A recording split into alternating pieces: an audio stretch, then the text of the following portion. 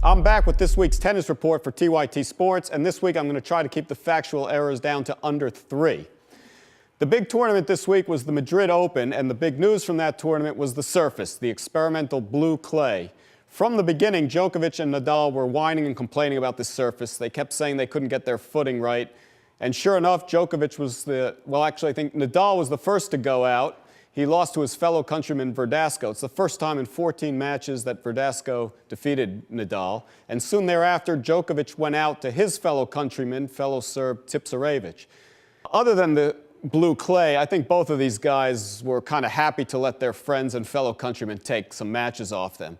And they both said that they wouldn't come back to this tournament next year if the blue clay was still the surface. Meanwhile, Roger Federer was also in this tournament.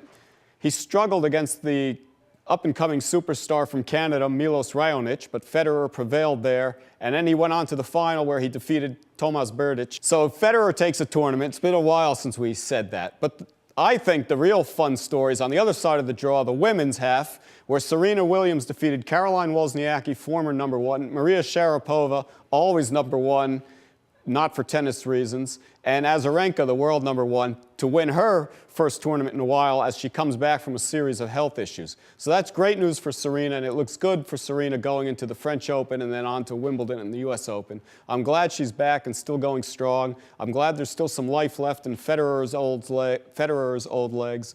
It's going to be a great summer of tennis. And keep coming back here for tennis updates all summer long on TYT Sports. And please do us a favor and subscribe to the channel.